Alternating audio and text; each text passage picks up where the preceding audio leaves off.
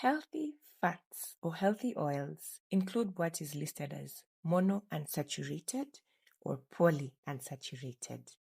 Now, let me give you examples that are closer to home. When you look at your cooking oils, you have to actually see what is inside that cooking oil. The healthier options are corn oil, sunflower oil, canola oil, of course, the expensive olive oil, and there's something else called safflower oil, amongst others.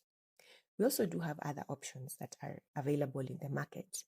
Your beans, your peas, your lentils, kamande. Very good source of healthy fats. Other options are fish. We usually say at least eat fish twice a week if you're able to.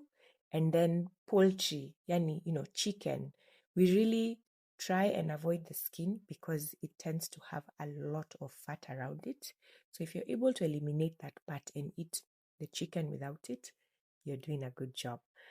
Other sources of healthy fat is low-fat dairy or fat-free dairy. Expensive options in the market, I totally understand, but sometimes you also have to weigh the cost and see, is it something that would lead to me to having better health outcomes later in future or not? Okay.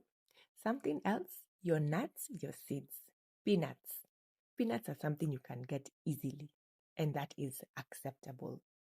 Now, by now you're probably wondering, what about red meat? Red meat tends to have healthier options, which is the lean meat. When you go to a butchery, unamwambia asikupatie ile iko na mafuta mingi, yani the one that doesn't have a lot of fat. That is a very healthy meat option. What about those who can't afford all of these fancy things that I'm mentioning?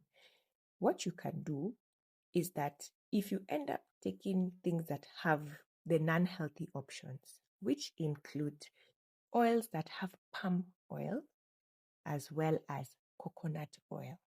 Yeah, and you can see it as part of the ingredients, but that is what you can afford. It's okay, but you have to limit it. When you're cooking, what I can advise is that you put at least 3 tablespoons of that oil in your food the entire day. That is acceptable. Beyond that, maybe not so much. So if you're cooking for a large group of people, definitely you won't put a whole liter of cooking oil in that food. Yeah, it's sizable. But if I was to distribute that oil across the people who've eaten, it wouldn't be a lot. Now, what about other options like eggs? We usually say eggs are okay, but you also have to limit 1 to 2 per day. You're on the right track. Yes. What about things like, pork? Pork, by the way, is not white meat. It looks white, but it is actually red meat. And you all know it's fatty. Limit. I've not said stop, just limit. As well as, chicken with the skin, just limit. And then most of our milk is full fat dairy. Hata ukienda kuona, when you go and see that packet, you will see it has quite a bit of fat. It's not your fault, but you can take it, but limit your portions. All right. Trans fats, the one that we find in our processed foods, can we just limit it? Like hata usikonje, leave it alone. That is what is leading to our cholesterol issues, eventually leading to our strokes and heart attacks. I hope you have learned a lot from this video.